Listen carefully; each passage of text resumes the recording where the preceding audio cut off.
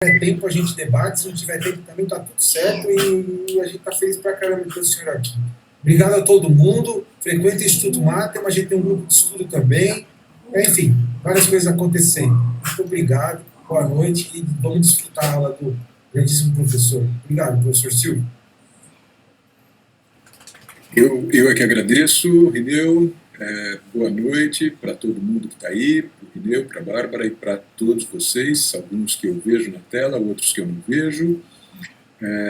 Já vi que tem aqui pessoas que eu conheço e pessoas que eu não conheço, né, como só ia acontecer, mas é um prazer estar aqui conversando com vocês nessa noite.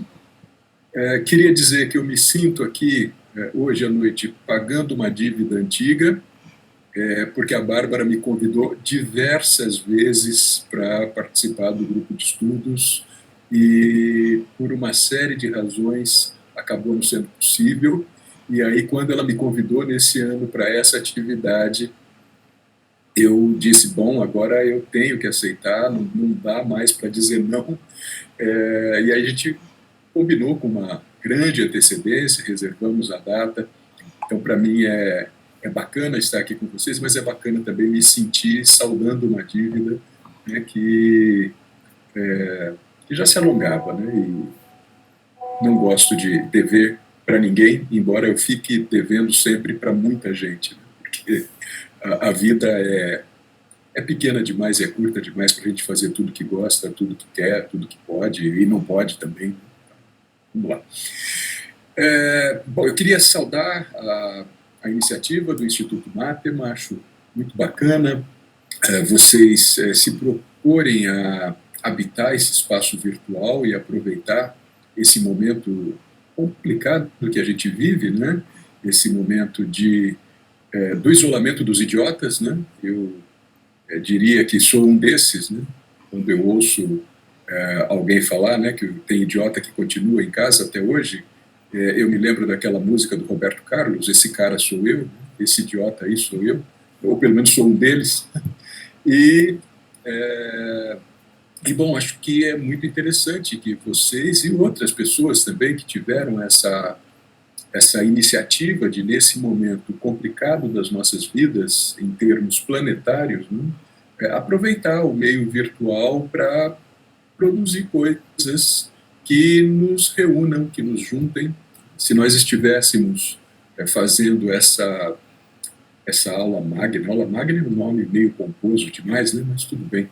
Se a gente estivesse fazendo essa aula em São Paulo, muito provavelmente muitas das pessoas que estão aqui nos acompanhando não estariam, né, por uma série de razões, por uma série de questões. Então, é bastante interessante que a gente aproveite, né, esse espaço remoto, esse lugar da virtualidade, para continuar pensando, conversando e seguindo a vida. Bom, feitas esses comentários, tem mais um comentário que eu queria fazer para vocês, que é dizer que a minha presença hoje aqui com vocês se deve ao fato de que eu sou professor de uma universidade pública estadual de São Paulo, a Unicamp, e tenho parte da minha pesquisa subvencionada ou financiada por uma instituição federal, o Conselho Nacional de Pesquisa e Desenvolvimento, o CNPq, e é porque há dinheiro público sendo investido em ciência, no pensamento, na produção do conhecimento nesse país, que situações como essa são possíveis. E quando eu recebo esse tipo de convite, eu sempre que posso atendo, porque eu sinto que isso faz parte do meu dever como professor de universidade pública, né, no qual se investe um dinheiro suado da população brasileira para garantir que a gente possa ter instituições de ensino, instituições de pesquisa, instituições que produzam conhecimento, que coloquem o conhecimento em circulação. E então queria dizer para vocês que é também por essa razão que eu estou aqui hoje, e não poderia deixar de dizer isso num momento em que forças obscurantistas que vão tomando conta do país agem no sentido de dilapidar os esforços que se faz para se ter universidade pública, educação pública, investimento público em ciência nesse país. Acho que sem isso a gente anda mais de 500 anos para trás, infelizmente. Nós estamos retrocedendo muitas décadas em poucos anos. Então, não podemos deixar de publicamente tomar partido pela educação pública, pela ciência pública, pela produção do conhecimento no país. Bom, dito isso, vamos ao nosso tema. Quando a Bárbara me convidou, propondo esse tema Foucault e os gregos, e depois ela me perguntou, me pediu que sugerisse um título. Eu, naquele momento, não tinha condições de pensar num título, de pensar num recorte do tema. Disse para ela, deixa esse título geral mesmo, mais amplo, porque aí ele me permite depois fazer um recorte, estabelecer um caminho. Então, o título ficou, esse título amplo, mas dentro desse título amplo, que me permitiria fazer, sei lá, centenas de abordagens diferentes, né? Poderia tratar desse tema da relação de Foucault com os gregos das mais diversas formas. Eu escolhi um caminho sobre isso que eu vou conversar com vocês hoje, e já sinto de antemão que vou apanhar um bocado do professor Rineu depois, porque se eu soubesse que ele é especialista em filosofia antiga, em Platão, eu não teria aceitado essa conversa, porque eu não entendo nada de filosofia antiga, né? O meu trabalho, desde a minha graduação em filosofia, tem se circunscrito na filosofia francesa contemporânea. Evidentemente, a gente tem que aprender um pouco de tudo na história da filosofia, mas eu não sou especialista em filosofia antiga, então é a partir da visão do Foucault que eu vou conversar e colocar aqui a cara a tapa, né, para apanhar do Rineu e de outros, né, que queiram atacar. Bom, eu preparei aqui uns slides para conversar com vocês, então eu vou compartilhar minha tela com vocês e vou pedir um favor, que quando a tela aparecer, que vocês me avisem, porque eu vou botar como é que se diz? O PowerPoint em tela cheia, e aí eu só vou ver os slides, eu vou deixar de ver vocês. Então, se tiver algum problema, vocês, por favor, me digam. Se estiverem vendo, por favor, me digam, me confirmem. E, bom, e aí depois, ao final dos slides, eu volto a ver vocês e volto a conversar com vocês. Então, deixa eu tentar aqui fazer esse compartilhamento. Eu uso isso o tempo todo para dar minhas aulas, mas a cada dia que você vai dar aula é um aprendizado novo, né? Então é sempre assim. Vamos lá.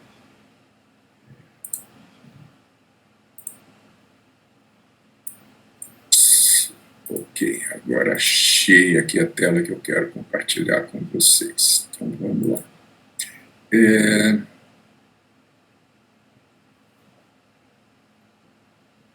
Tudo ok aqui, professor. Ok, o que vocês veem? O primeiro slide. Não está na tela cheia, né? Está na tela cheia. Agora sim. Agora sim. Perfeito. Então vamos lá.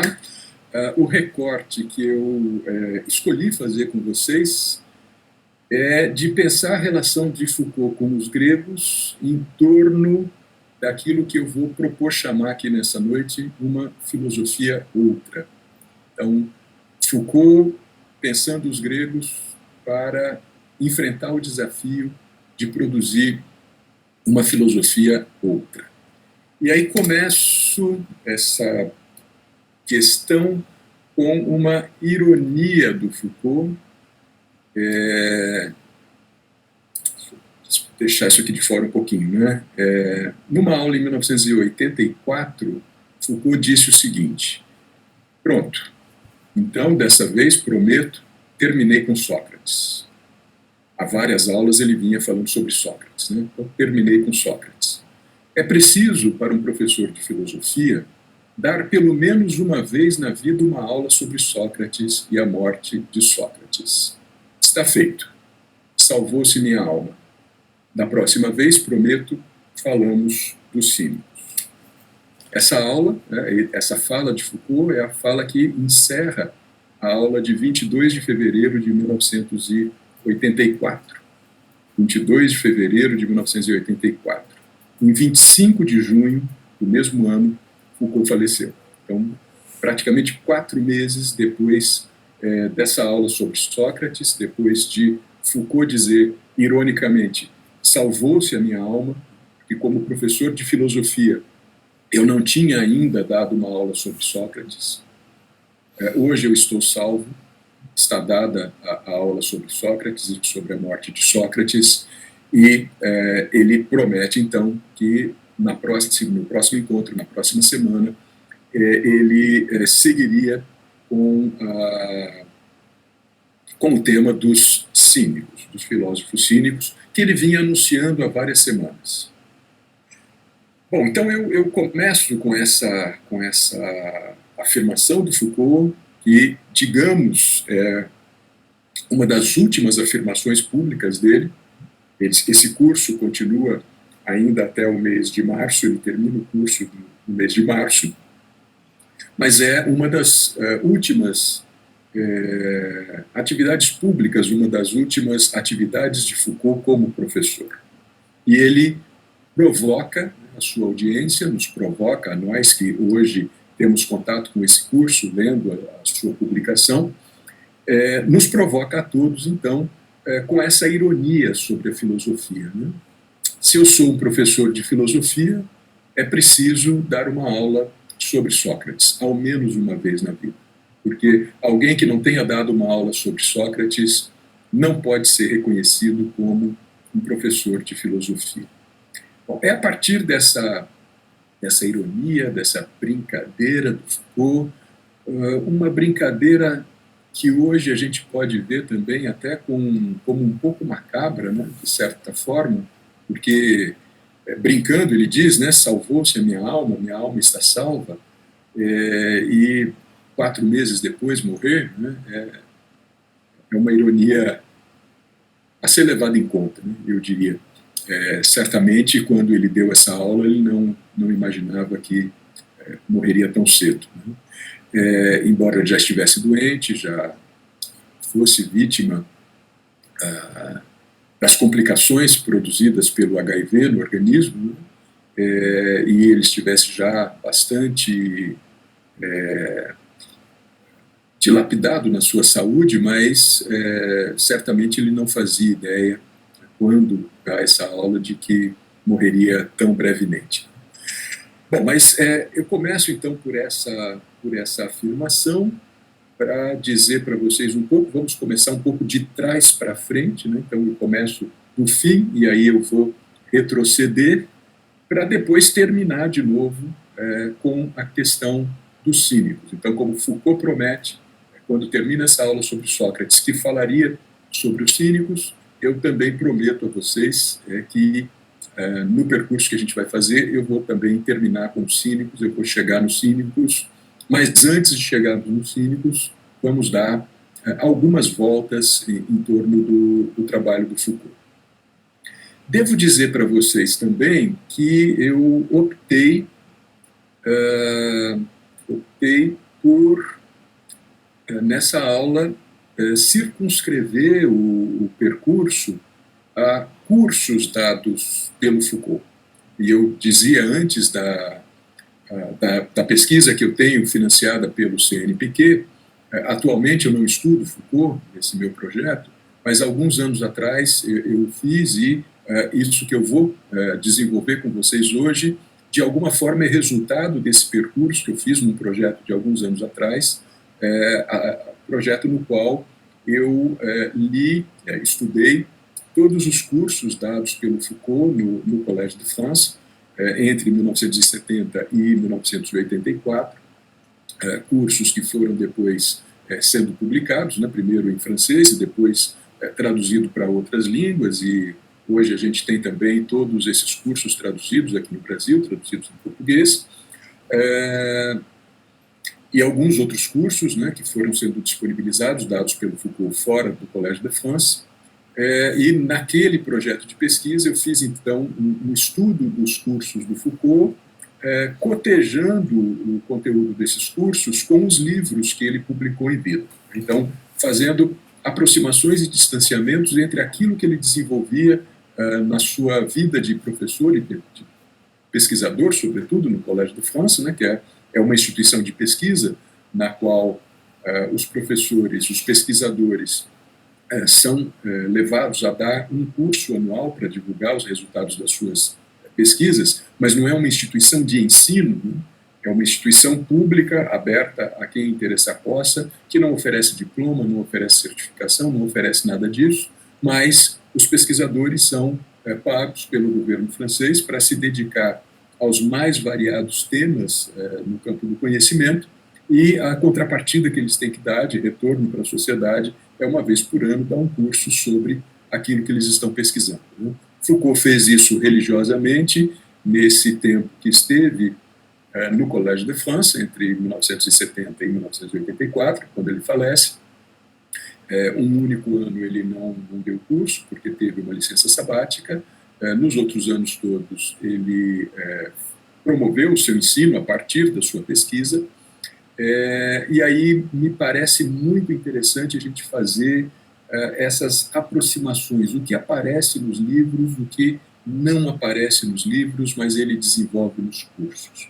E o movimento dos cursos, o movimento das aulas, é um movimento de pensamento muito interessante, porque a gente percebe, a gente identifica, sobretudo se a gente vai lendo os cursos um a um, a gente vai identificando como o pensador, como o filósofo, como o pesquisador vai desenvolvendo o seu trabalho, vai desenvolvendo o seu pensamento, os avanços, os retrocessos, as mudanças de percurso, as mudanças de opinião, as mudanças de foco na pesquisa, coisa que nos livros não aparece, né? Porque nos livros ele apresenta o resultado final do seu trabalho. Então, para pensar essa relação do Foucault com os gregos, eu vou transitar pelos cursos, mas antes de transitar pelos cursos, um rápido comentário sobre o que a gente poderia identificar na filosofia do Foucault, que eu estou chamando aqui de uma filosofia muito singular, uma filosofia sui generis, a tal ponto que não necessariamente o Foucault fosse reconhecido como filósofo. A sua própria cátedra no Collège de France tinha por título História dos Sistemas de Pensamento. Não era exatamente uma cátedra de filosofia. Também não era uma cátedra de história da filosofia, porque o Foucault tampouco fazia história da filosofia no sentido que os franceses, os pesquisadores franceses atribuem a esse termo. Então, Foucault era visto por alguns como um historiador, era visto por outros como um filósofo, era visto por outros como um psicólogo, como um especialista no campo de saberes da medicina, e assim por diante, né? Lembremos que ele fez a sua tese de doutorado sobre a história da loucura, que seria depois publicada na forma de livro, a história da loucura na Idade Clássica. Depois Foucault fez estudos sobre ele se recusava a se admitir um epistemólogo, né, ou alguém que lidasse com epistemologia, mas ele fez estudos sobre a questão do saber, né, mas relacionando a questão do saber com a questão do poder. Então, podemos dizer que os estudos de Foucault, sobretudo na década de 1960, têm um forte acento sobre a questão do saber, mas entendendo a produção dos saberes como resultado de jogos de poder. Na década de 1970, nós vamos ver uma mudança de foco nessa produção teórica do Foucault, né, porque ele continua se preocupando com as relações entre saberes e poderes, mas o foco vai ser colocado sobre as relações de poder. Então, se num primeiro momento ele tem o foco nas relações de saber, num segundo momento ele tem o foco nas relações de poder. Mas a gente veria depois, no final da década de 1970, nos últimos anos da sua vida, uma nova mudança de foco que se dá quando, no curso de 1978, Foucault propõe substituir a analítica do poder pela noção de governo. E ele vai dizer que o seu estudo passa a ter como foco a forma através da qual os seres humanos são governados pela verdade. Então, Foucault passa a tratar muito mais da questão do governo, mas quando ele trata da questão do governo, ele vai também tratar da questão do governo no sentido político do termo. Isso está muito presente no curso de 1978, quando ele introduz a noção de governamentalidade. Como o professor Rineu comentou, essa noção de governamentalidade que permite ao Foucault articular a questão de como nós somos governados pelos outros e como nós governamos os outros, mas também de como nós governamos a nós mesmos. Então, é essa noção de governo que vai abrir a perspectiva do que seria o campo dos últimos estudos, dos últimos trabalhos de Foucault, que é o campo da subjetivação, ou como ele mesmo comentava, a questão do sujeito, o tema do sujeito. E nesse tema dos processos de subjetivação, a questão da relação com os gregos, com o pensamento grego antigo, com os textos gregos antigos, vão ser determinantes, vão ser sobremaneira importantes na produção do trabalho do Foucault. Penso ser importante também destacar que, como é que eu diria, a admiração de Foucault pelos gregos é anterior ao seu próprio trabalho de pesquisa sobre os textos gregos.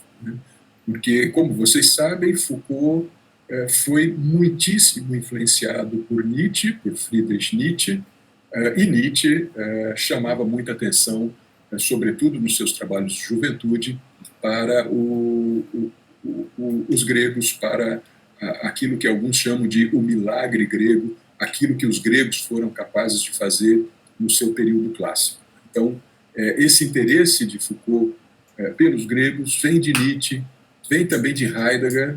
Foucault também foi um leitor assíduo de Heidegger, e Heidegger, também influenciado por Nietzsche, também chamava para essa volta aos gregos antigos, sobretudo aos pré-socráticos. Então, na perspectiva filosófica de Foucault, na sua formação filosófica, a gente encontra esse apelo pelo estudo do pensamento grego, pelo estudo dos textos gregos antigos. Então, não é de se estranhar que, num determinado momento da sua vida, Foucault efetivamente vá trabalhar com esses textos. Não é? O que é de se estranhar é que apenas alguns meses antes de falecer, Foucault tenha dado uma aula sobre Sócrates.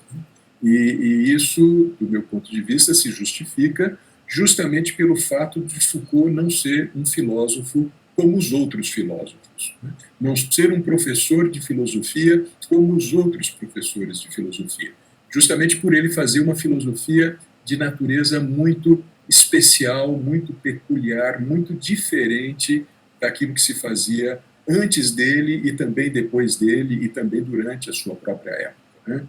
Sem dúvida alguma, Foucault foi um pensador bastante singular.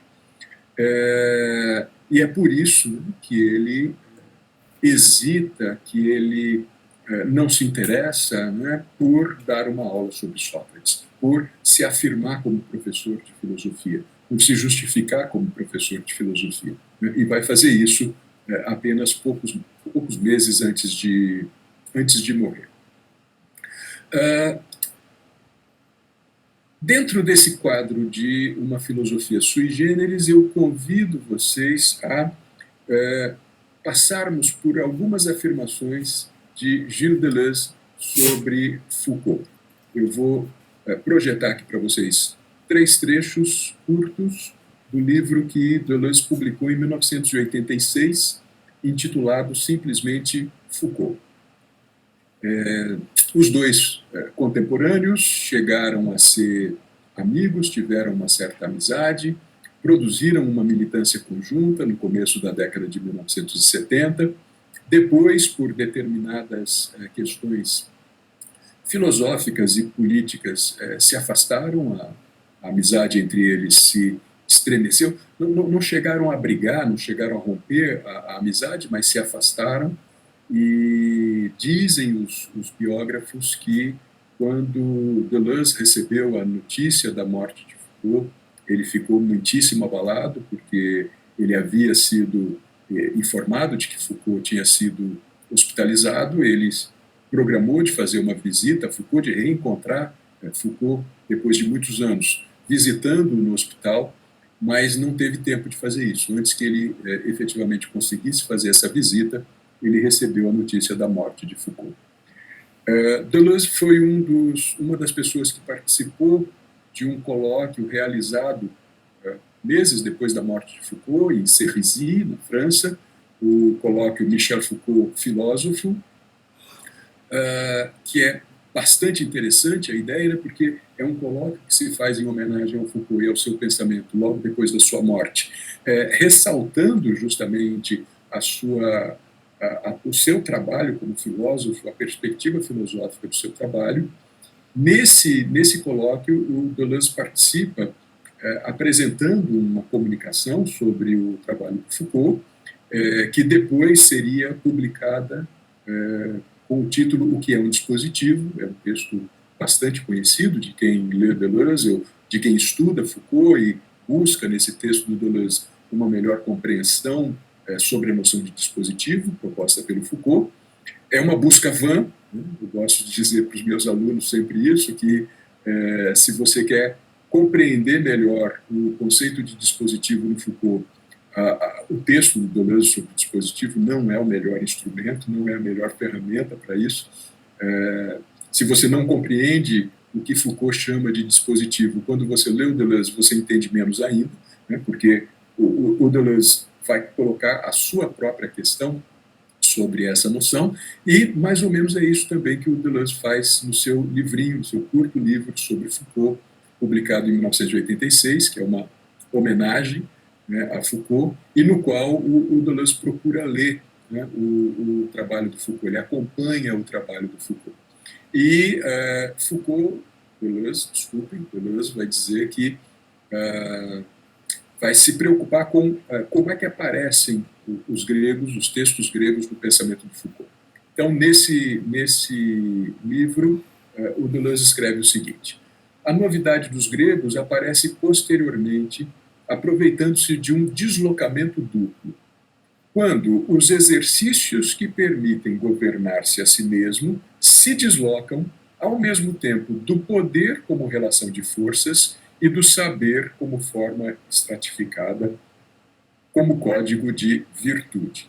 Então, vejam, a questão para Foucault é que, a questão para Deleuze, desculpem, estou aqui me enrolando todo para falar dos dois caras, né? Mas vejam, a questão para Foucault, segundo Deleuze, é que enquanto Foucault está preso, digamos assim, ou está muito ligado à questão do saber, a novidade grega não aparece no pensamento do Foucault. Quando Foucault está também muito focado na questão do poder, os textos gregos também não aparecem diretamente no pensamento do Foucault. É quando ele se desloca do saber e se desloca do poder que, ao estudar esses exercícios que permitem que alguém se governe a si mesmo, né, é nesse momento que os gregos entram com força no pensamento do Foucault. Porque é justamente aí que ele vai encontrar nos textos gregos antigos essa possibilidade de pensar. Continuando ainda com Deleuze, nesse mesmo livro, o Deleuze vai dizer, né, algumas páginas depois desse trecho que eu comentei agora. Ele vai escrever o seguinte: eis o que fizeram os gregos. Dobraram a força sem que ela deixasse de ser força. Eles a relacionaram consigo mesma, relacionaram a força com a força. Longe de ignorarem a interioridade, a individualidade, a subjetividade, eles, os gregos, inventaram o sujeito, mas como uma derivada, como o produto de uma subjetivação. Então, segundo Deleuze, lendo Foucault, a noção de sujeito é uma noção de invenção grega, ainda que os gregos não utilizassem a palavra sujeito.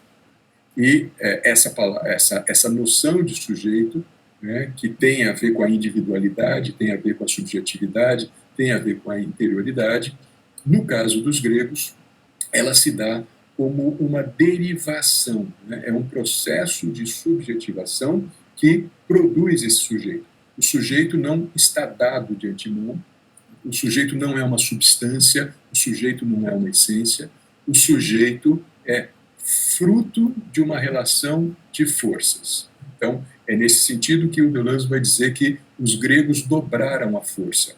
O sujeito é fruto de uma relação de forças, mas ele é capaz de dobrar essas forças para a sua própria interioridade e se constituir como sujeito.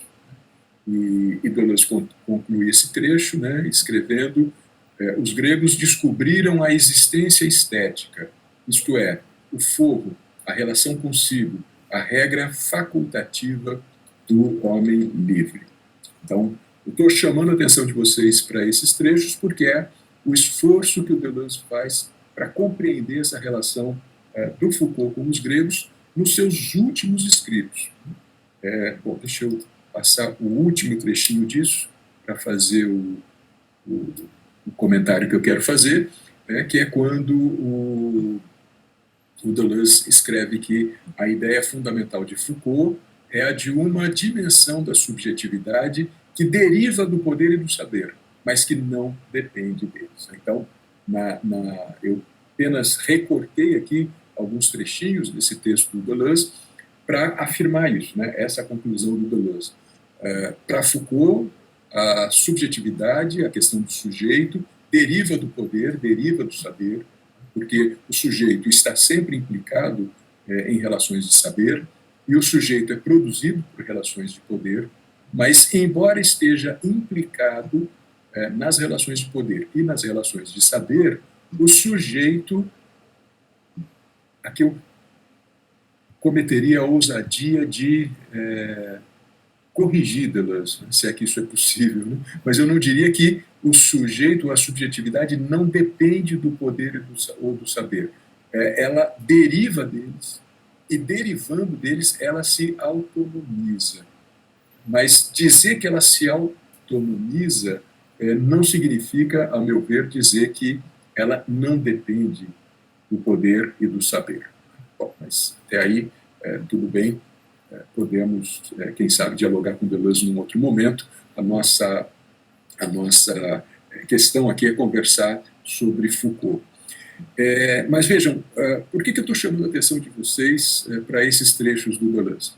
Porque o Deleuze está fazendo isso porque ele havia acabado de ler os dois últimos volumes da História da Sexualidade. Foucault publicou em 1976 o primeiro volume da sua História da Sexualidade, com o subtítulo A Vontade de Saber. As suas pesquisas, então, muito articuladas com a questão do poder, com a noção de dispositivo. A noção de dispositivo é a noção que Foucault introduz em 1976 para pensar a sexualidade, os jogos de poder em torno da sexualidade, a produção da sexualidade nas nossas sociedades. E, ao tratar do problema, no primeiro volume da História da Sexualidade, o Foucault retrograda, então, para a antiguidade, né? Ele começa falando do nosso presente, dizendo que nós somos ainda vitorianos, é como se nós vivêssemos na sociedade vitoriana inglesa, em termos de sexualidade, isso ele está falando no século XX, né?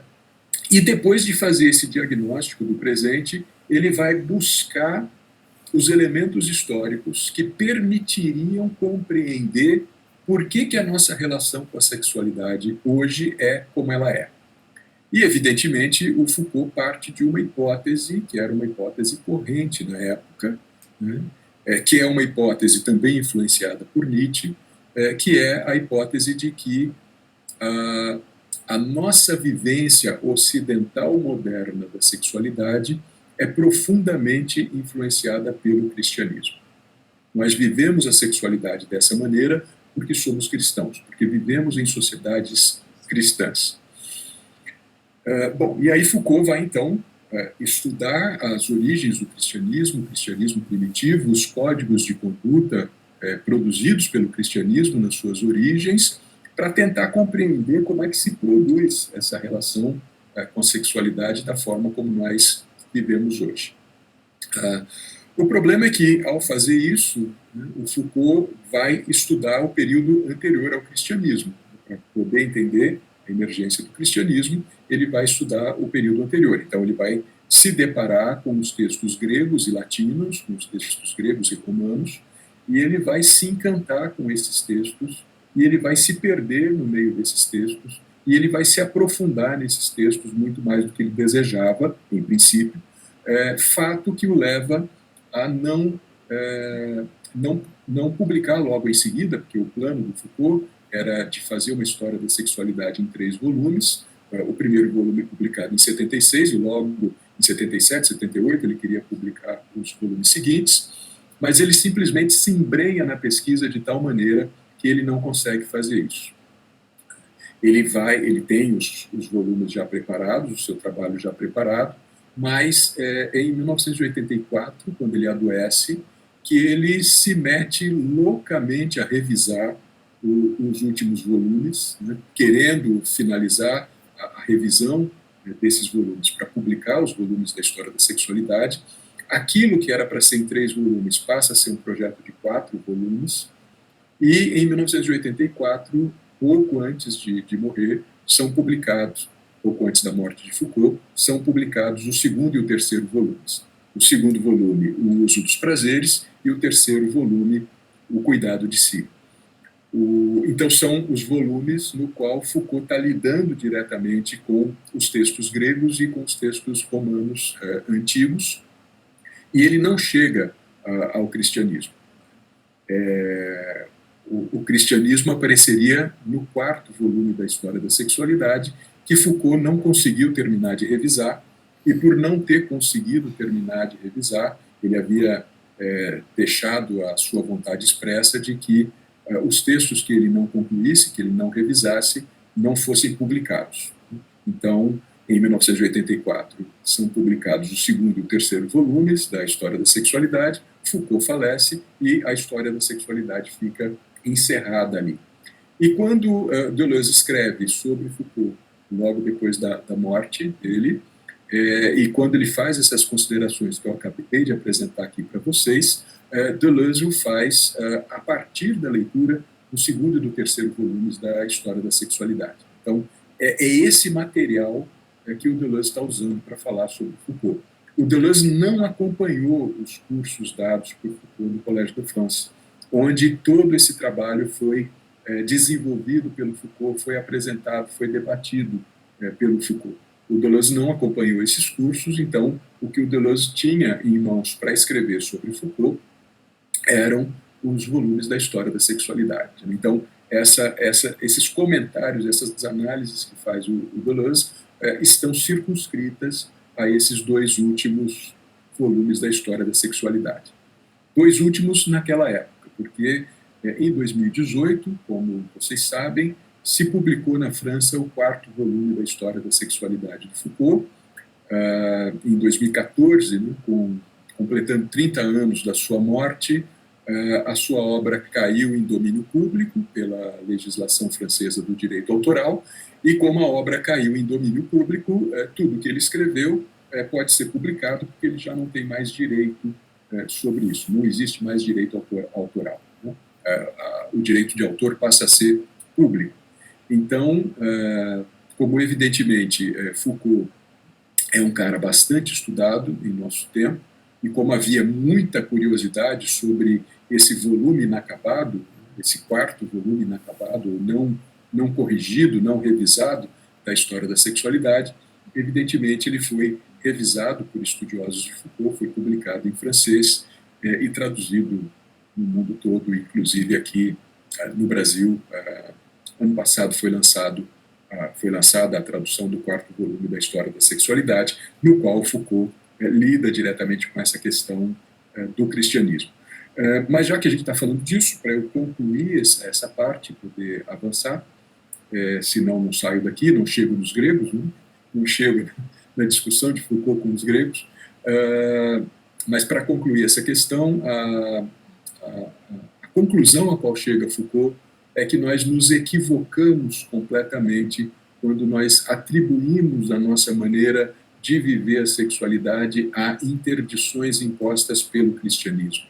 O que o Foucault vai nos mostrar no terceiro volume e agora no quarto volume da História da Sexualidade, mas também nos seus cursos, é que aquilo que o cristianismo institucionalizou não é uma invenção do cristianismo, eram transformações na forma de viver a sexualidade que os próprios gregos antigos já haviam colocado em questão.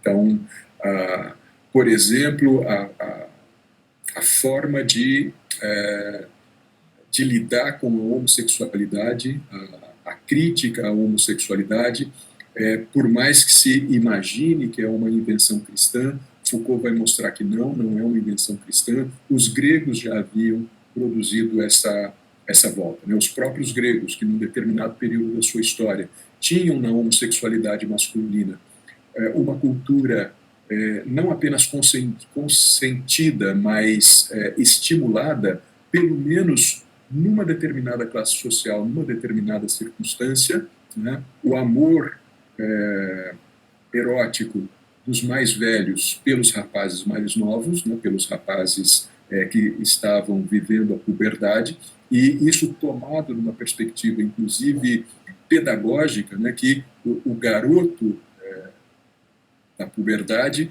para chegar a ser adulto, ele precisava se envolver numa relação homossexual com um homem mais velho, né, com um homem maduro. Então, isso que foi muito enfatizado na cultura grega antiga, passa por transformações significativas que têm a ver com as transformações que os gregos juridicamente estabeleceram na própria questão do casamento. Então, passar a criticar a homossexualidade masculina não é um privilégio do cristianismo, mas é algo que os próprios gregos já haviam começado a fazer e o cristianismo institucionaliza.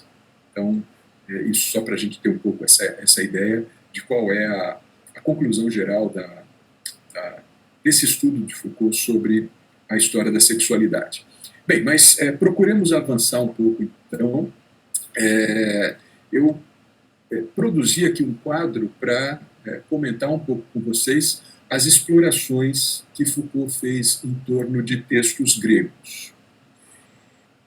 E aí a gente vai ver que no primeiro curso que Foucault deu no Collège de France, curso que ele começou em dezembro de 1970, com a sua famosa aula inaugural, publicada como A Ordem do Discurso, e como é uma tradição no Collège de France publicar as aulas inaugurais dos seus professores, né? Logo em seguida foi publicada A Ordem do Discurso, a aula inaugural de Foucault. Então é um texto que a gente conhece há muito tempo, mas a gente não conhecia o desenvolvimento do curso, porque A Ordem do Discurso é só a aula inaugural. Esse curso, que começou em dezembro de 1970, se prolongou até março de 1971. E esse curso só foi publicado agora há uns 8, 10 anos atrás, em francês, depois traduzido em português. Esse curso Foucault intitulou, na época, A Vontade de Saber.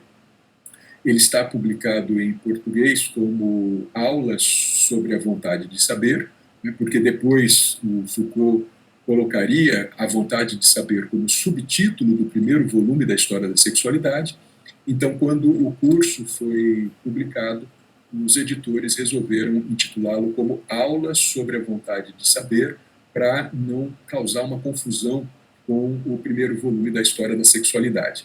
Mas nesse curso a gente vai ver que Foucault dialoga com Aristóteles, faz comentários sobre Aristóteles, sobre os sofistas, sobre Platão, isso no campo da filosofia, mas ele também vai trabalhar com os grandes poetas épicos gregos, ele vai comentar textos de Homero, vai comentar textos de Hesíodo e vai comentar a tragédia Édipo-Rei de Sófocles. Então, já nesse curso de 1971, a gente vê explorações do Foucault em torno de textos gregos. Então, não é apenas na década de 1980 que Foucault vai trabalhar com textos gregos. Ele já faz isso nesse curso de 1971.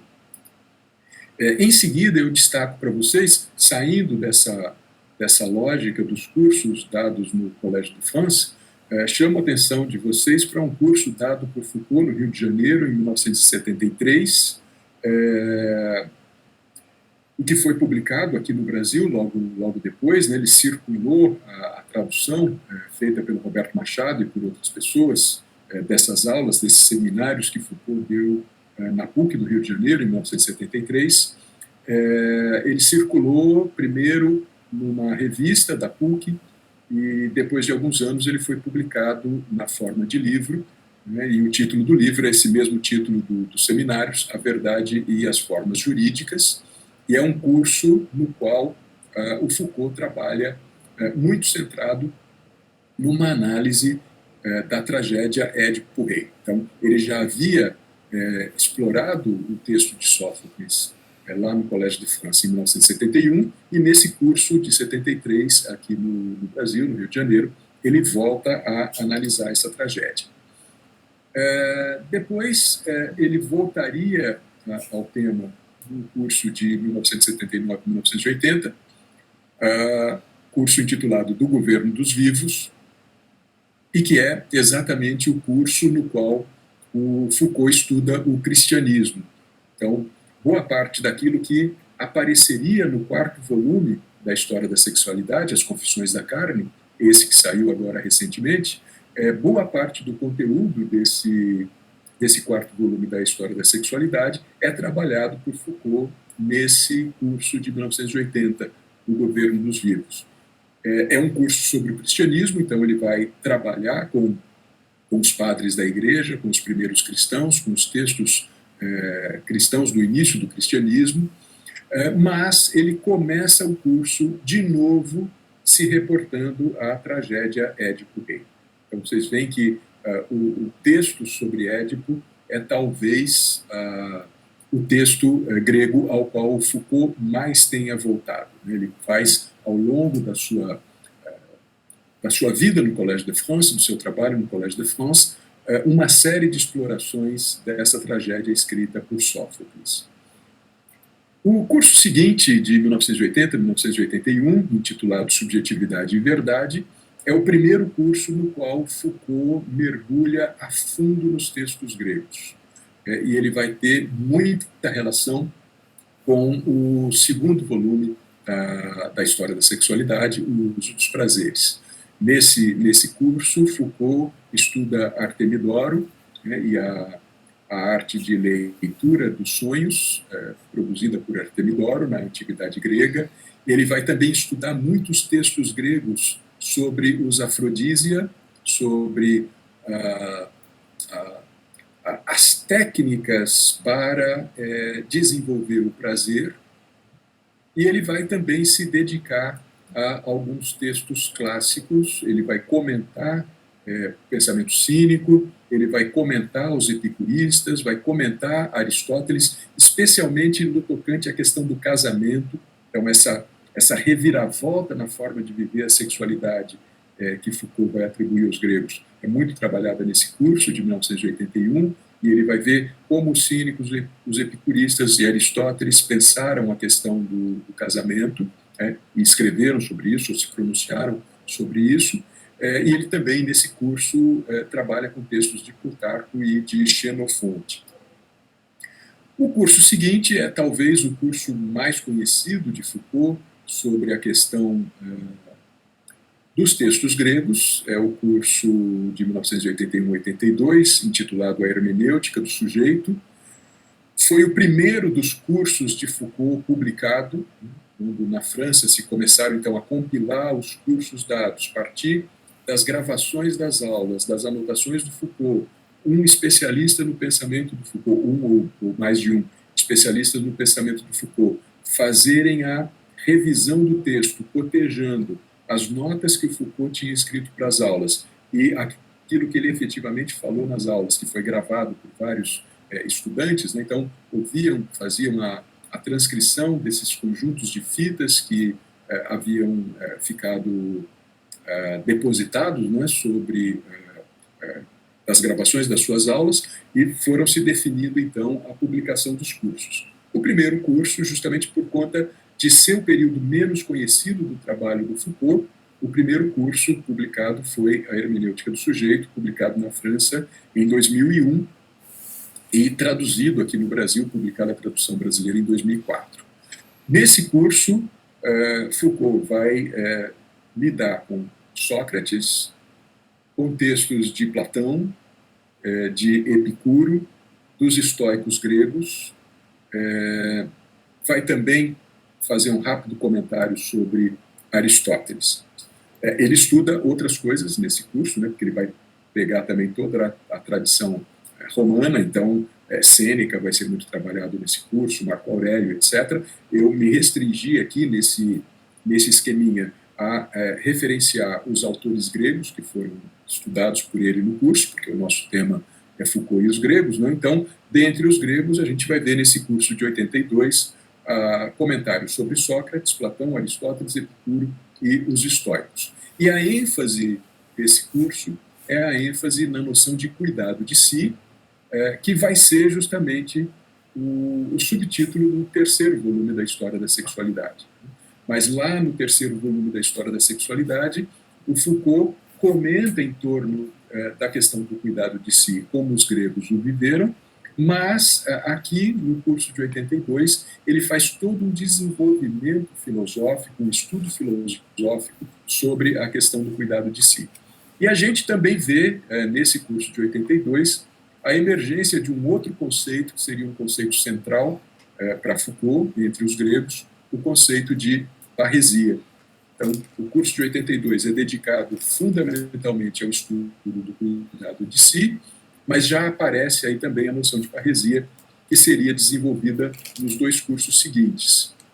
Então, o curso de 82 a 83, intitulado O Governo de Si e dos Outros, que vai se centrar na questão da parresia política, o aspecto político da parresia, a parresia que Foucault vai traduzir como o dizer verdadeiro, a fala franca. Nesse curso de 82 a 83, Foucault estuda a tragédia Ion, de Eurípides, estuda de novo o Édipo Rei, de Sófocles, mas estuda também outros autores, o Tucídides, o Isócrates, o Plutarco, e em termos de filosofia, propriamente dita, mais diretamente, o Platão, o Aristipo e os Cínicos. Então, nesse curso de 83, todo ele voltado para a questão da parresia política. E, finalmente, o curso de 1983, 84, o último curso dado pelo Foucault, o curso do qual eu tirei aquela primeira citação, né, na aula que ele fala sobre Sócrates, esse curso intitulado por Foucault, A Coragem da Verdade. E em termos de filosofia grega, Foucault vai trabalhar com Sócrates, vai dedicar bastante tempo do curso à figura de Sócrates. Evidentemente, a figura de Sócrates, tal como ela nos é apresentada por Platão, vai também trabalhar com alguns elementos do pensamento de Platão, e vai trabalhar com os cínicos, com a filosofia cínica. Essa filosofia da qual nós só temos registros indiretos, visto que os cínicos não deixaram textos escritos que tenham permanecido até o nosso tempo. E nesse último curso de Foucault, a ênfase é dada à parresia filosófica. Se no ano anterior ele aborda muito diretamente a parresia política, em 84 ele aborda, sobretudo, a parresia filosófica, chamando a atenção para a filosofia como uma forma de vida. Filosofia como uma forma de vida. Eu chamo a atenção de vocês para isso, porque é esse ponto que vai ser o ponto focal aqui disso que eu quero desenvolver com vocês na noite de hoje. Bom, então, a ideia desse quadro é que vocês percebam, e eu me limitei aqui a ficar nos cursos dados por Foucault no Collège de France, e só introduzir de exógeno a esses cursos o curso dado por Foucault no Rio de Janeiro, A Verdade e as Formas Jurídicas. Por quê? Porque chama muita atenção dele ser, de novo, um conjunto de aulas no qual Foucault trabalha muito diretamente com a tragédia Édipo-Rei. Teria outros textos de Foucault, de seminários que ele deu, fora do Collège de France, alguns nos Estados Unidos, em outros lugares da França, na Bélgica, em outros lugares, e que ele volta a temáticas gregas, mas são temas que ele também desenvolveu nos cursos no Collège de France. Então, para ficar um quadro mais sintético, eu me limitei aos cursos no Collège de France, só me permitindo colocar aqui, puxando um pouco a brasa para a nossa sardinha nacionalista, né? Chamando a atenção aqui para esse curso dado no Rio de Janeiro. Bom, então, a ideia então, é que, para mostrar um pouco para vocês esse panorama de que o diálogo do Foucault com os gregos não é um diálogo que só vai se fazer na década de 1980, nos últimos anos da sua vida. Ele já vinha trabalhando com isso antes, e a hipótese que eu quero desenvolver com vocês é que essa temática é importante já no primeiro curso de 1970, 71. Então, o que eu vou fazer em seguida agora é chamar a atenção de vocês para alguns elementos desse curso de 70 e 71, para depois irmos com uma rápida passagem pela hermenêutica do sujeito, chegarmos no curso de 83, 84. Né? Mas aí a minha hipótese é que aquilo que Foucault vai finalmente desenvolver naquele que seria o seu último curso, em 1984, a gente já tem um germe disso no curso de 1970. Mas que, por essas questões da vida do pesquisador, da vida do pensador e das questões que vão aparecendo, ele parece ter se desviado desse empreendimento que ele já vislumbrava lá em 1970, né, porque aí, em seguida, ele vai estudar a psiquiatria, as instituições penais, uma série de trabalhos que o levariam ao estudo da sociedade disciplinar e que culminaria com a publicação do livro Vigiar e Punir, em 1975, e depois ele vai se envolver com toda a questão da genealogia das formas de poder, né, que culminaria com o primeiro volume da História da Sexualidade, publicado em 1976. Né? E é depois nos cursos que a gente vai vendo os desdobramentos dessa noção de poder para a noção de governo, governamentalidade, em 1978, e o reencontro do Foucault com essa temática dos gregos, que já havia sido enunciada lá nos primeiros dias do curso de 1971, logo em janeiro de 1971, e que depois aparece de forma totalmente reformulada no curso de 1980-81, a Subjetividade e Verdade, e, sobretudo, nos cursos seguintes. Então, é esse percurso que eu quero tentar deixar um pouco mais claro aqui para vocês. Vamos ver o que eu consigo com isso. Primeiro, então, tratando um pouco desse curso de 1970-71, A Vontade de Saber, que é um curso no qual o Foucault ousa contrapor Aristóteles e Nietzsche como dois modelos distintos de filosofia. Uma filosofia da tradição centrada na perspectiva aristotélica, mas uma filosofia outra tal como experimentada por Nietzsche e estimulada por Nietzsche, e que Foucault vai encontrar os indícios dela ou as proveniências dela já nos textos gregos antigos anteriores a Aristóteles. Então, vejam que o contraponto que o Foucault vai fazer a Aristóteles é justamente vendo que antes de Aristóteles, no pensamento grego antigo, nós vamos ter elementos que poderiam ser pensados a partir da forma como Nietzsche via o saber e o conhecimento no século XIX, né? Na contramão da forma como Aristóteles definiu como sendo a forma canônica de se ver os saberes e o conhecimento. Então, de forma muito rápida, vou enunciar aqui algumas coisas com vocês que tem a ver com esse belo curso de 1971, intitulado A Vontade de Saber. Alguns elementos, então, que a gente vê nesse curso. A gente vê Foucault propor um deslocamento da analítica do saber para a analítica do poder.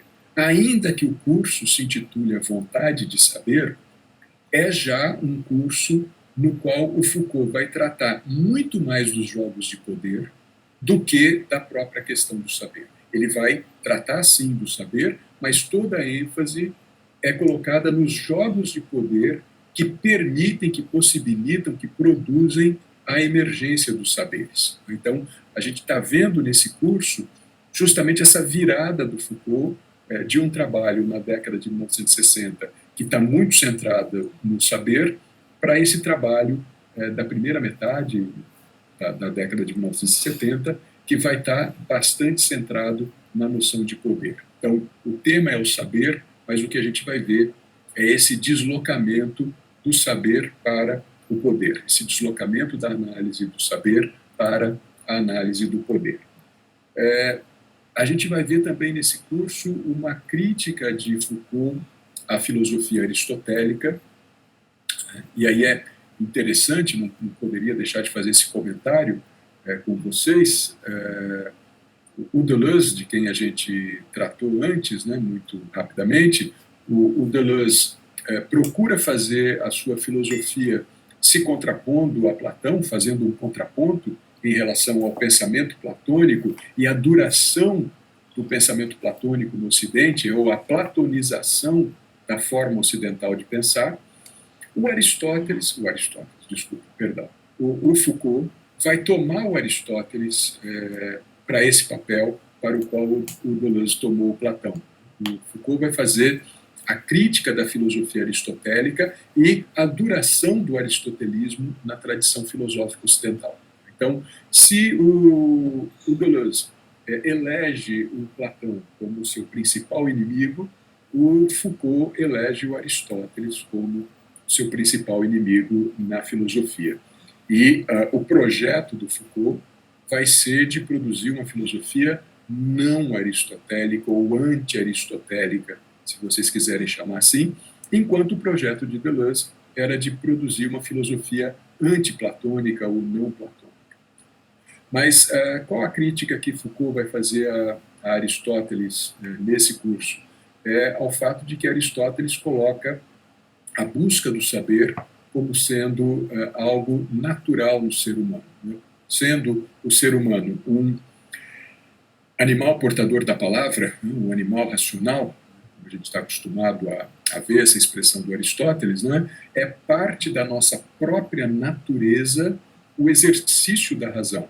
Então, é porque nós somos seres racionais, animais racionais, que nós buscamos o saber. É da nossa própria natureza buscar o saber. E diz o Foucault, né, que a filosofia aristotélica, então, vai colocar de escanteio o saber transgressivo da tragédia grega. Na tragédia grega, a gente vê um saber de uma outra natureza, um saber que tem muito mais a ver, ou muito mais relação com a transgressão social do que a filosofia aristotélica. E para o Foucault, na sua leitura nesse curso, a filosofia do Aristóteles vai ser justamente a arma que se coloca contra o saber clássico grego, o saber da poesia, o saber da tragédia. Então, a gente vai ver a filosofia lutando contra a poesia e contra a tragédia, instituindo uma outra forma de produção de saberes. E aqui eu faço um parêntese, é um parêntese no slide, é literalmente um parêntese, para comentar com vocês que outro dia eu ouvia uma entrevista com um teatrólogo francês, Olivier Py. Olivier Py é o diretor do Festival de Avignon, que é o principal festival de teatro na França. Olivier Py é um estudioso da tragédia grega, e essa entrevista que eu ouvia dele na Rádio France Culture, era justamente uma entrevista que ele falava sobre uma tragédia do Ésquilo, Prometeu Acorrentado. E ao longo dessa entrevista, o Olivier Py comenta que na sociedade grega antiga, a tragédia era uma espécie de produção de um saber coletivo, né? Porque se produzia um saber com o conjunto das pessoas que estavam no teatro assistindo à interpretação dos autores. Então, a tragédia envolvia não apenas o texto, né, escrito pelo escritor, né, no caso o Ésquilo, né, Prometeu Acorrentado, que ele está comentando, mas envolvia o texto, envolvia os atores, o coro, toda a produção da cena, e envolvia todos os espectadores que estavam participando da cena. Com isso se produzia um saber coletivo sobre a vida e sobre a vida social grega. Esse saber, o Olivier Py denomina um saber anteconceitual. Eu achei muito interessante essa exploração dele, né? Anteconceitual, né? Porque é anterior ao saber conceitual da filosofia. Então, ele não é anti, ele não é contrário ao conceitual, mas ele é anterior ao conceitual, né? E aí o que a gente vai ver com a filosofia, e aqui, segundo Foucault, Aristóteles desempenhando um papel fundamental, a gente vai ver a filosofia como um saber individualizado, uma relação com o conhecimento, uma relação com o saber que é individualizada, que é solitária, que o sujeito faz na interioridade de si consigo mesmo, na produção de um saber conceitual, produção de um conhecimento de natureza conceitual e, portanto, em relação direta com o logos. Enquanto que na tragédia a gente teria a produção de um saber coletivo e um saber que é anterior à forma conceitual do saber. O problema, segundo esse teatrólogo grego contemporâneo, é que a forma filosófica literalmente matou a forma trágica de produção do conhecimento na Grécia. Isso tem a ver com a tese de Nietzsche sobre os gregos também, né? Se a gente vai ler O Nascimento da Tragédia, de Nietzsche, Nietzsche vai falar dessa importância do pensamento trágico, do conhecimento trágico entre os gregos, e como Sócrates impõe um desvio que faz com que os gregos percam a genialidade que eles tinham. Mas aí é outra história, não vamos ter tempo de falar sobre isso hoje. Eu só queria fazer esse rápido parêntese para falar dessa abordagem contemporânea que eu ouvi outro dia e me pareceu sobremaneira interessante.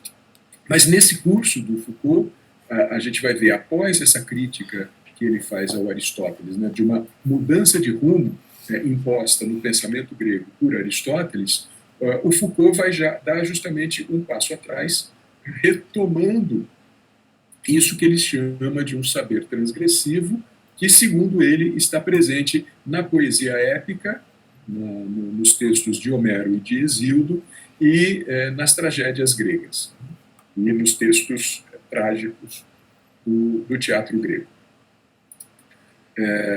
Nós não vamos, eu não vou desenvolver isso aqui, não teria tempo de desenvolver isso aqui, eu convido vocês a lerem esse curso do Foucault, aqueles que não leram, os que leram se lembram, né, dessas questões que eu estou colocando aqui de forma muito resumida, aqueles que não leram eu convido a ler, é uma exploração muito interessante a que faz Foucault, justamente porque ele vai mostrar que na poesia épica e na tragédia gregas, o que a gente vê é uma afirmação da verdade como resultado de um jogo indiciário, de um jogo de natureza judicial. Então, ele vai estudar textos do Homero, textos do Hesíodo, vai estudar diferentes tragédias gregas, dentre elas a tragédia Édipo Rei, escrita pelo Sófocles, mostrando como se constrói esse tipo de jogo indiciário, né? Como que, a partir de indícios e de jogos de poder, se constitui aquilo que é considerado socialmente verdadeiro.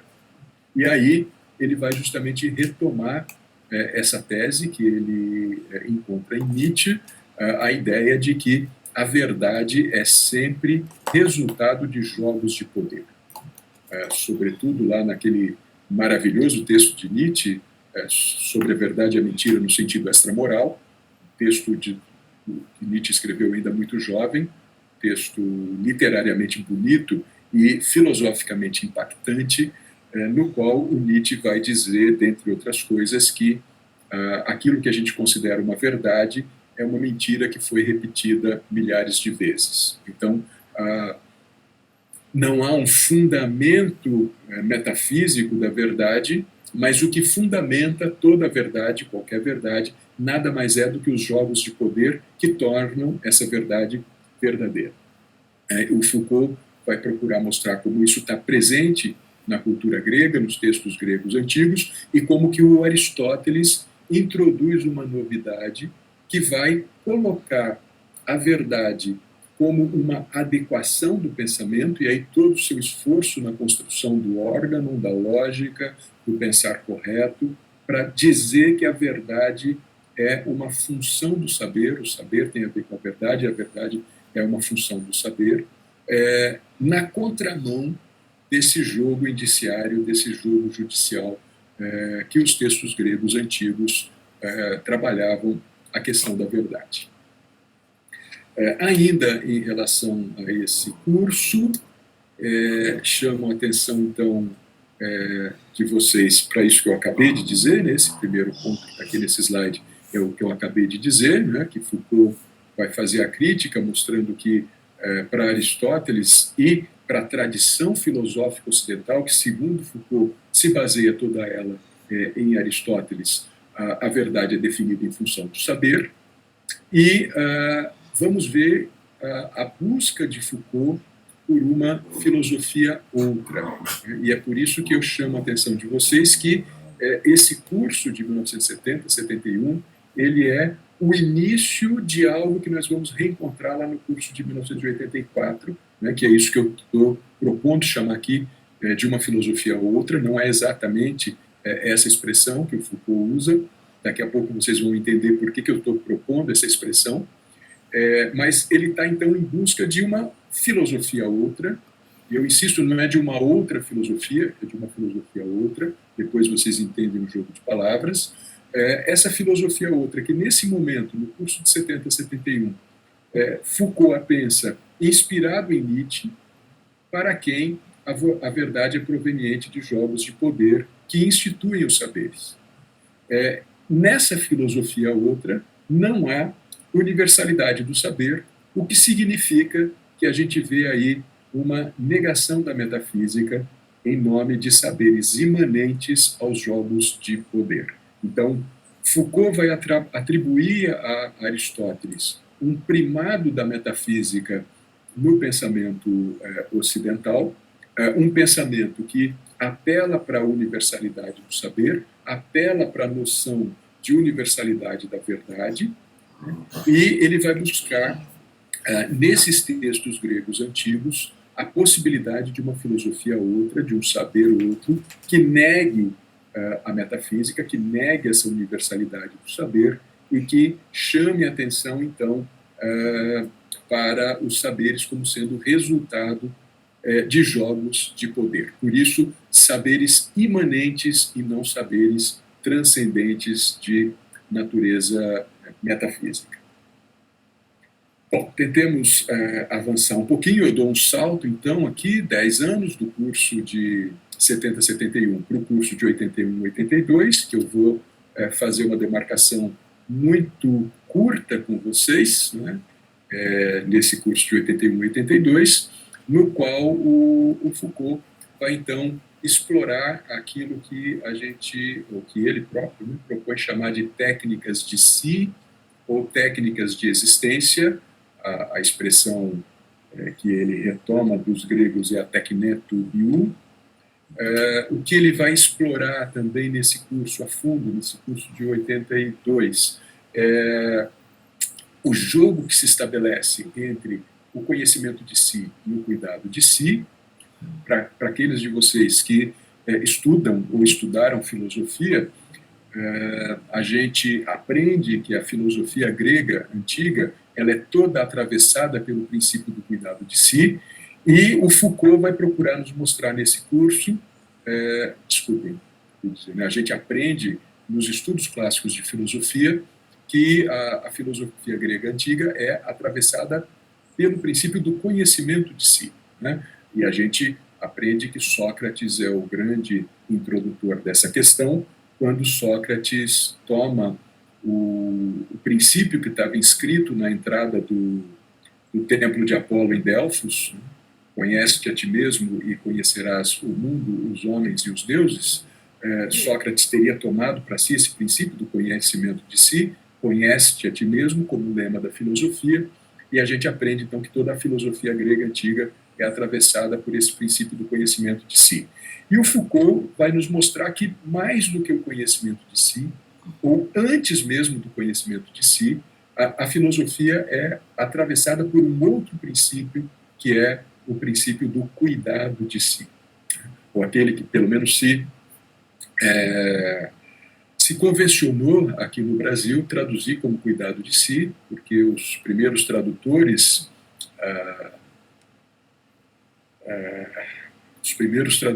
da História da Sexualidade, do terceiro volume da História da Sexualidade, lá em 1984, optaram por traduzir a expressão souci de soi, que Foucault utiliza em francês, como cuidado de si.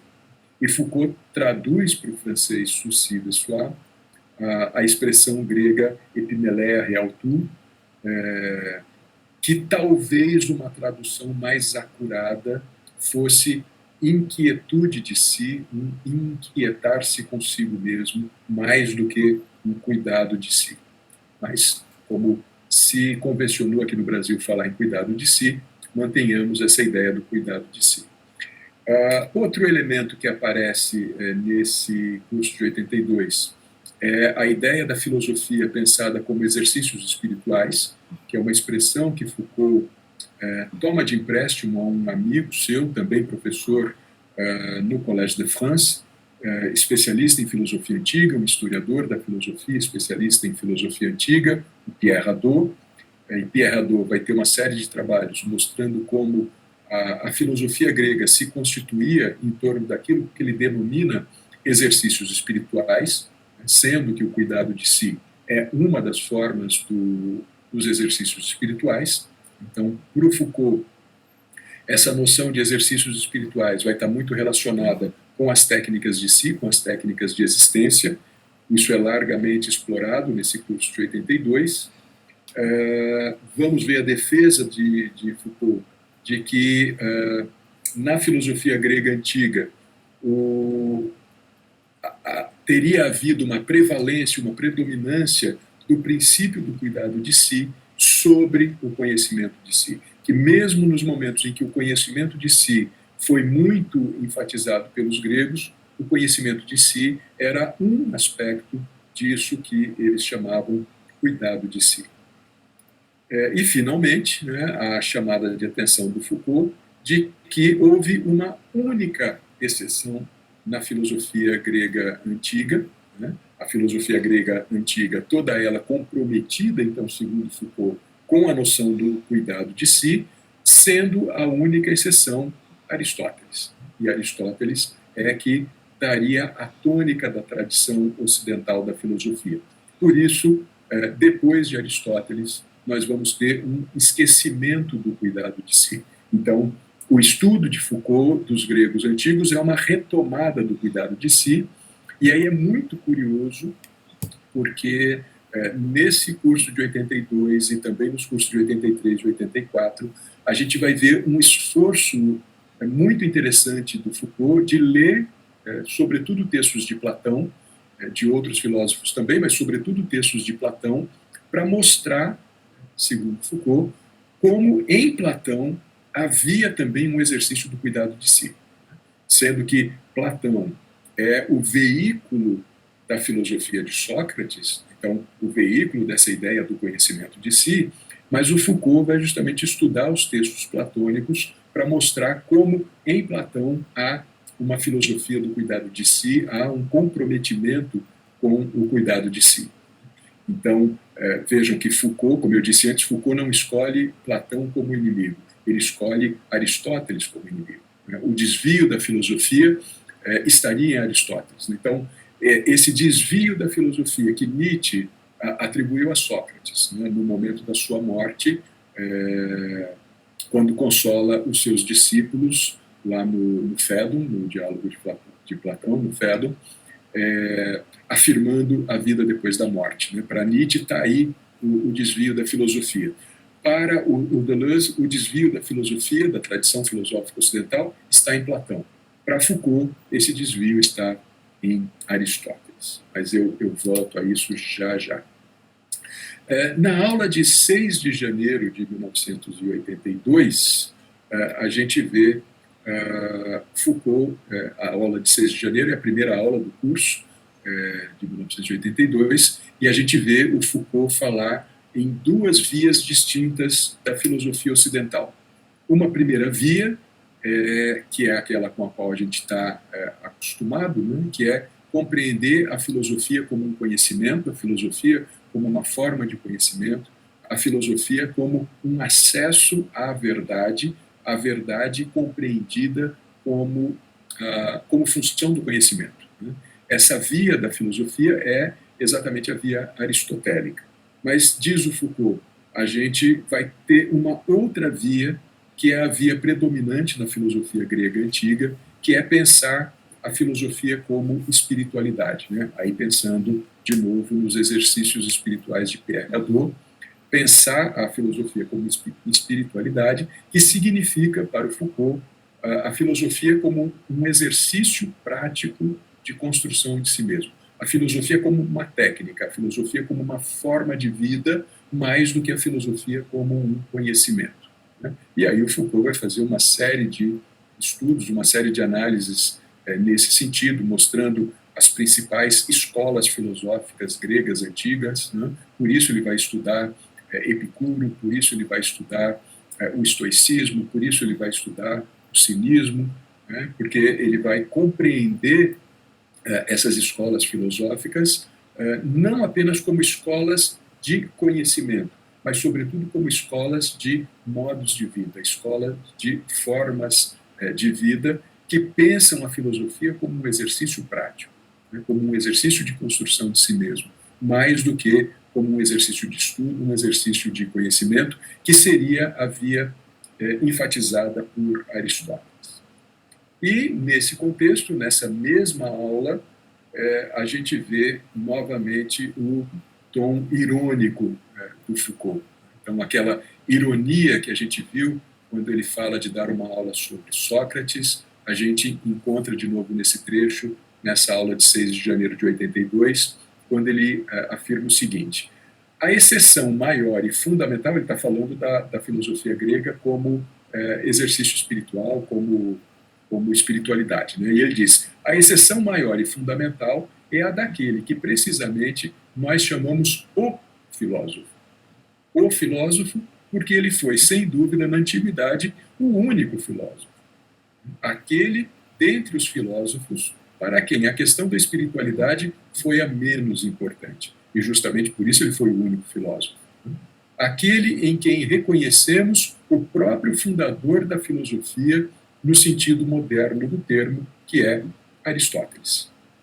Contudo, como sabemos todos, e aí a ironia do Foucault, Aristóteles não foi o ápice da antiguidade, mas a sua exceção.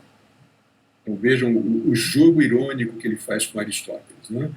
Para Foucault, e é isso que ele vai procurar mostrar ao longo do curso de 82, depois de 83 e 84 também, A filosofia grega antiga é uma filosofia prática, uma filosofia como forma de vida, né? É uma filosofia que pensa a vida e que implica o sujeito no próprio pensamento e implica o pensamento do sujeito na construção da sua vida.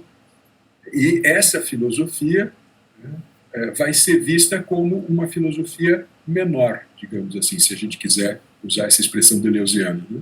Essa filosofia vai ser vista como uma filosofia menor, porque a filosofia maior, a filosofia instituída, a filosofia que deve ser respeitada enquanto tal, é aquela de Aristóteles, que é a filosofia como uma via de acesso ao saber. Não a filosofia como um modo de viver, mas a filosofia como uma via de acesso ao saber, né? E aí, a ironia do Foucault vai dizer, como sabemos todos, porque ele sabe que nós não sabemos disso, né?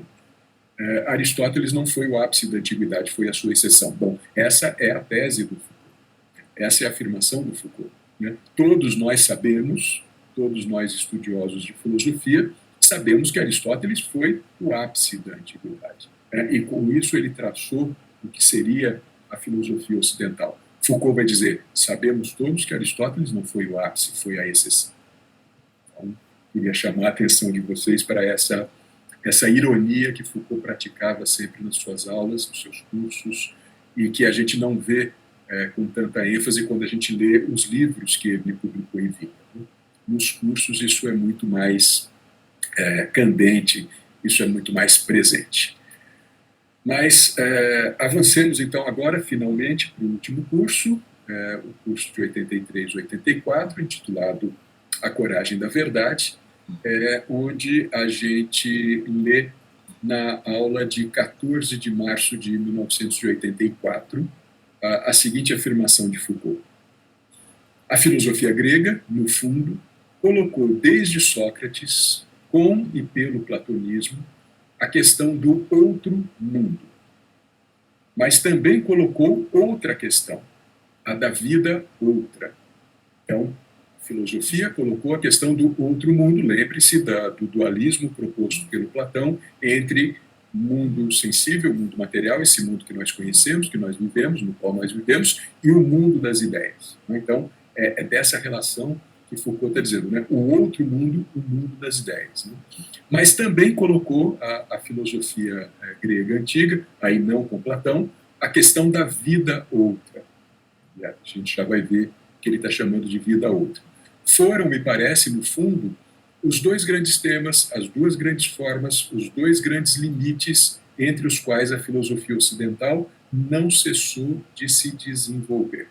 Então, na visão do Foucault, a gente pode ler a filosofia ocidental no interstício dessas duas questões que já estão postas na filosofia grega antiga. A questão do outro mundo e a questão do outro mundo, tal como colocada pelo platonismo, ela vai se traduzir depois no cristianismo, na questão do outro mundo, como sendo o mundo de Deus, o mundo para o qual a nossa alma, se for salva, se dirige após a morte, e que vai ter relação também com a outra vida. Então, um outro mundo e também uma outra vida. Porque desde Sócrates, então, a gente vê através de Nietzsche, desde Sócrates vai se enfatizar essa perspectiva de uma outra vida, quando Sócrates consola os seus discípulos, pouco antes de tomar a cicuta, e ele diz, não temam por mim, não chorem por mim, porque a morte nada mais é do que a passagem para uma outra vida.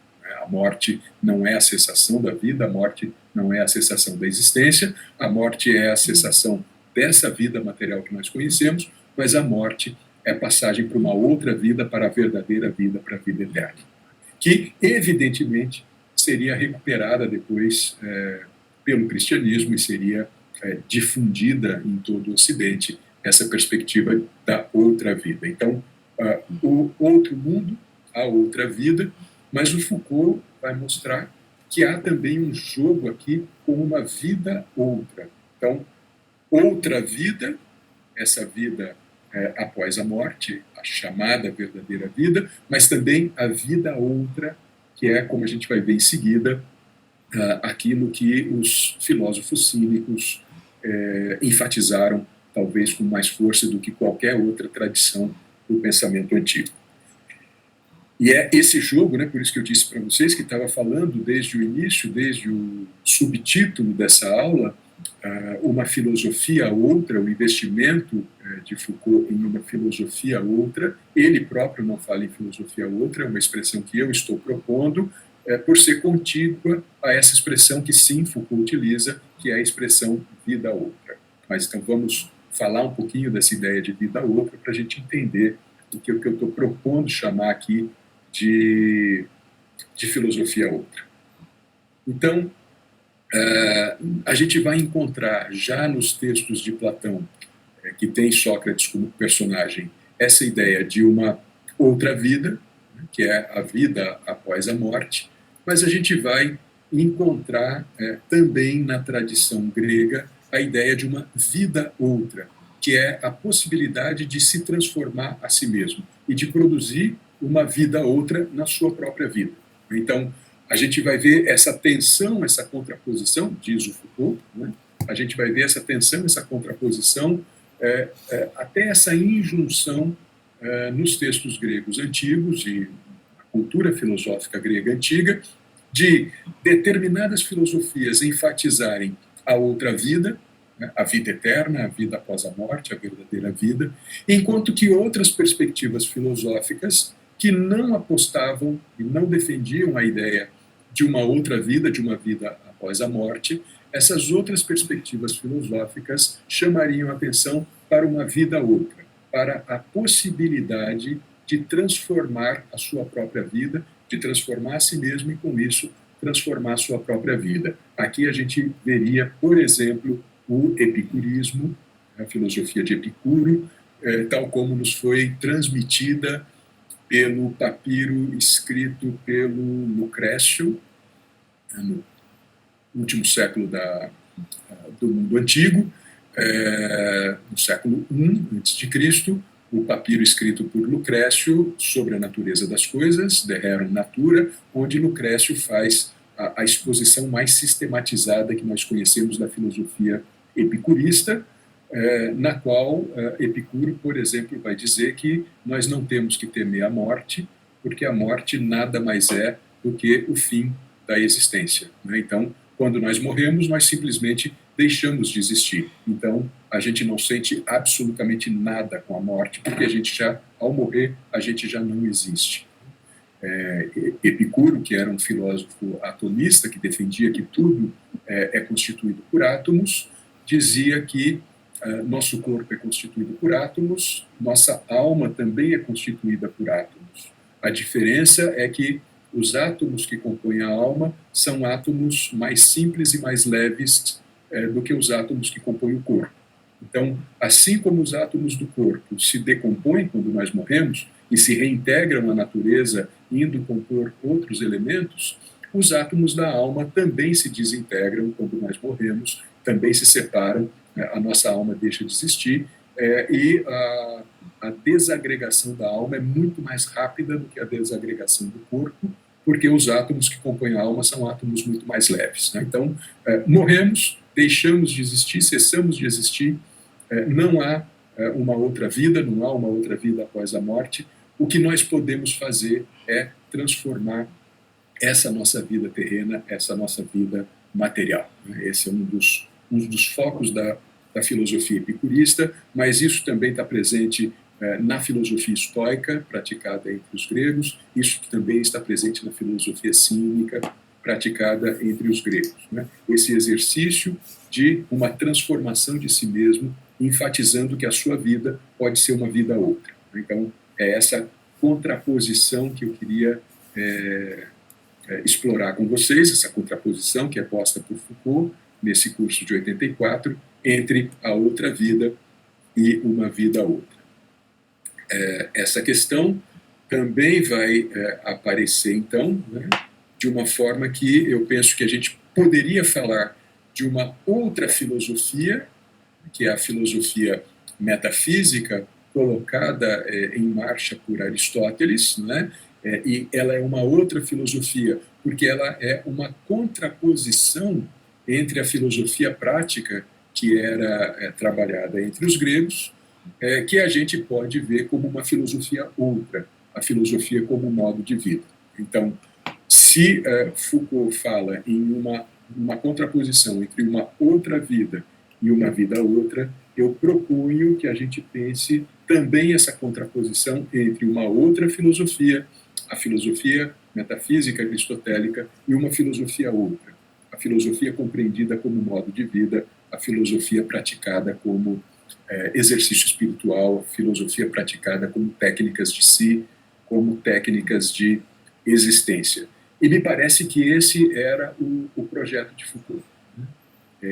Evidentemente, isso que eu estou dizendo é uma interpretação, né? O Foucault faleceu antes de concluir esse trabalho, a gente não sabe onde ele chegaria com esse trabalho que estava em curso quando ele adoece e morre, mas um dos caminhos que me parece possíveis de serem pensados seria esse investimento de Foucault na prática de uma filosofia outra, ou seja, reivindicar a sua filosofia como uma filosofia outra. Essa filosofia sui generis, da qual eu falei no início, como uma filosofia outra, uma filosofia que se contrapõe à tradição filosófica ocidental que se convencionou em torno da filosofia produzida por Aristóteles e das derivações da filosofia aristotélica. Eu diria, então, que o projeto de Foucault, no seu estudo dos gregos, ele se desloca do projeto de um estudo para compreender a história da sexualidade. É por isso que ele se perde na pesquisa, porque ele se encontra com um universo de referências e de possibilidades que permitem a ele pensar uma filosofia outra. Então, eu ousaria colocar a hipótese de que se Foucault não tivesse falecido em 1984, muito provavelmente a gente poderia ver, na continuidade do seu trabalho, essa reivindicação de produção no presente, no mundo contemporâneo, de uma filosofia outra, de uma filosofia como modo de vida, que evidentemente já não seria como as escolas filosóficas gregas antigas estudadas pelo Foucault, porque nós já não somos gregos, nós já não vivemos no mundo antigo, nós temos toda uma outra história e toda uma outra condição de vida e uma outra condição de mundo que não nos tornaria possível viver como os gregos viveram, mas que nós poderíamos usar a filosofia para nos transformar nós mesmos, para transformar o nosso modo de vida, para conseguir fazer com que a nossa vida fosse diferente daquilo que ela é, ou diferente da forma como ela se encontra. Então, essa é a hipótese que eu quero defender aqui, frente a vocês, né? Por isso esse percurso que eu fiz, estou fazendo, estou quase no final, por isso esse percurso, né? Para tentar trabalhar com essa ideia de que a ida de Foucault aos gregos significa para ele a defesa de uma filosofia outra, de uma filosofia como modo de vida. Não da filosofia como uma instituição acadêmica, uma instituição universitária, mas a filosofia como uma prática de vida.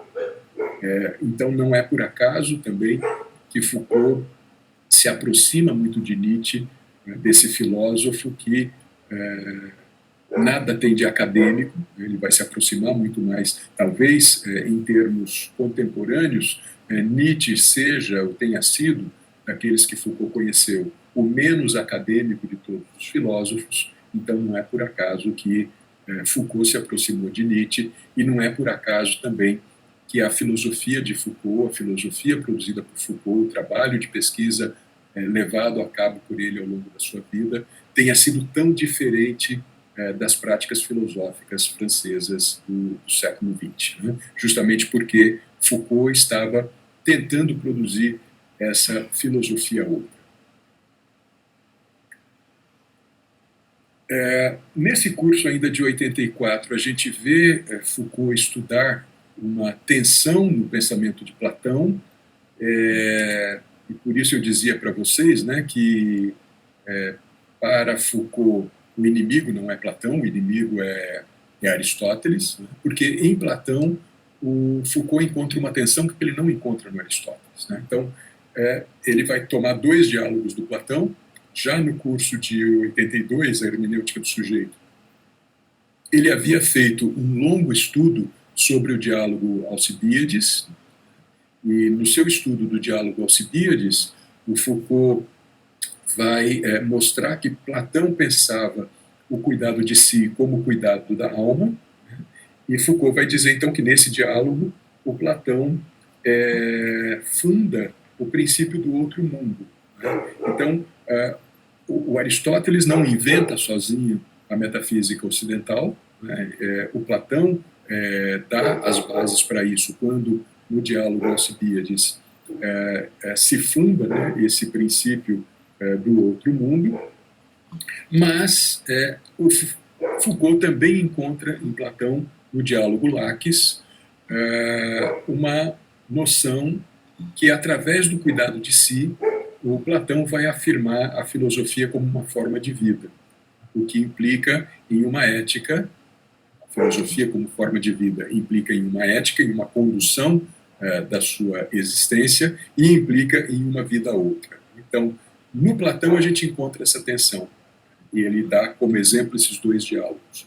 De um lado, o cuidado de si, pensado de modo articulado à alma eterna, à alma universal, fundando a metafísica, mas num outro diálogo, o Platão pensando o cuidado de si e pensando o cuidado de si como uma prática de vida, como uma forma de vida, implicando, então, numa transformação da vida e na produção de uma vida outra.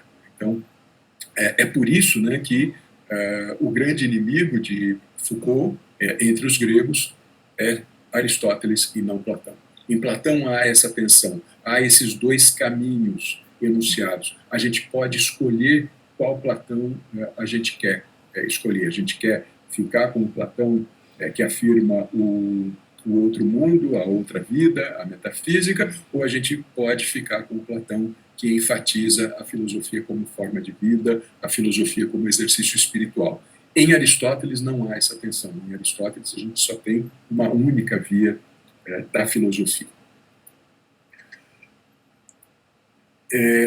O que a gente vai, então, encontrar no Foucault, pelo menos essa é a hipótese, né, que eu quero enunciar com vocês, e aí eu vou concluindo, né, é que a gente vê nesse curso de 1984, A Coragem da Verdade, a exploração em torno de uma vida outra, que nos permite também pensar uma filosofia outra e que vai ser trabalhada pelo Foucault em torno do cinismo.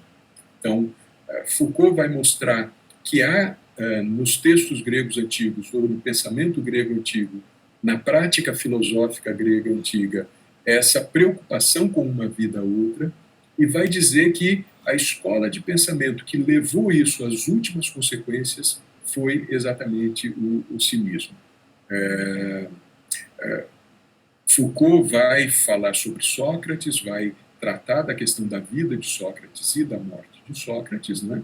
Eu comecei a aula comentando isso.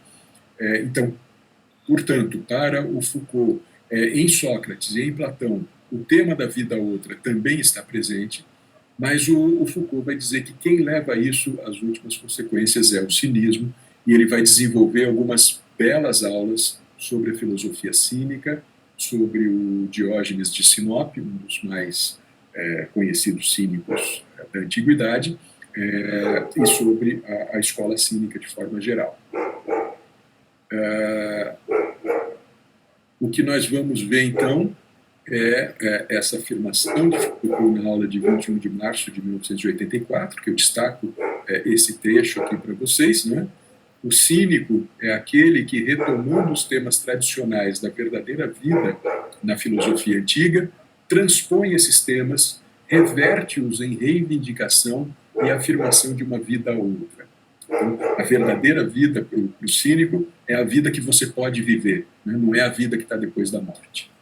E depois, através da imagem do rei de miséria, né, a imagem do Diógenes de Sinope, que se contrapunha Alexandre o Grande, por exemplo, né? Ele era rei na sua miséria, enquanto Alexandre era o grande no seu reinado, na sua riqueza, Diógenes era o rei na sua própria miséria, no nada que ele tinha, e que ele é aquele que consegue dizer para o Alexandre, sai da minha frente, porque você está impedindo os raios do sol de chegarem até mim.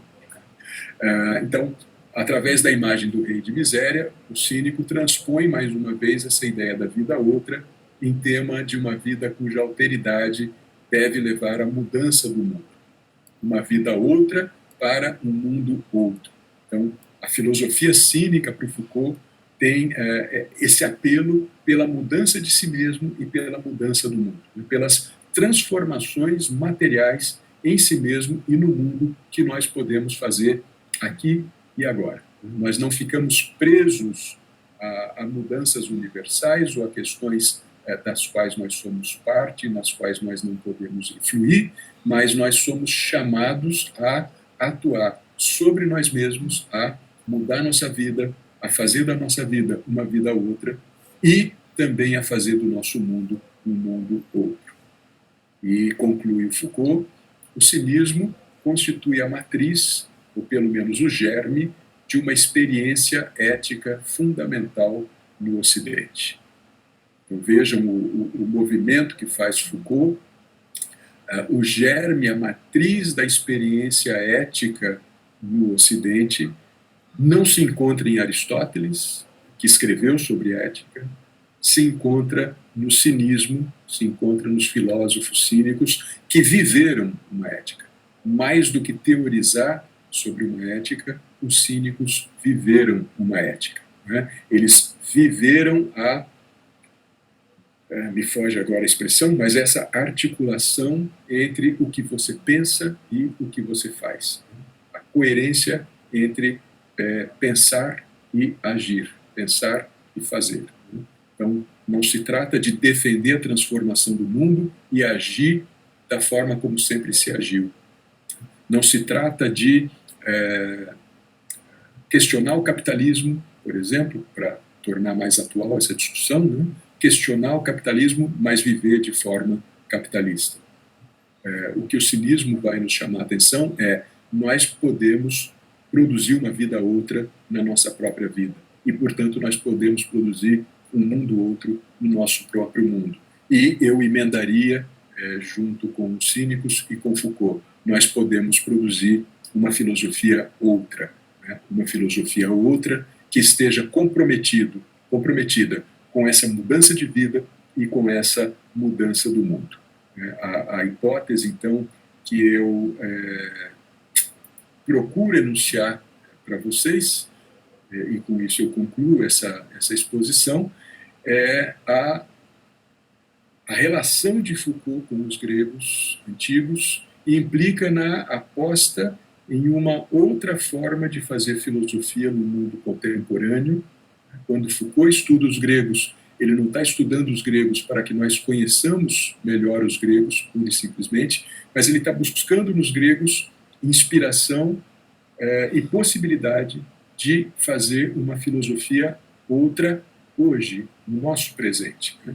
Uma implicação de si mesmo e da sua vida a ser construída como uma estética da existência. Né? A vida a ser construída como uma estética da existência, mas não num princípio individualista ou egoísta, que é como muitas vezes Foucault é lido, mas como um princípio que implica na transformação da própria vida, na produção de uma vida outra para si mesmo, porque é através dessa produção estética de uma vida outra para si mesmo, que nós podemos também produzir um mundo outro.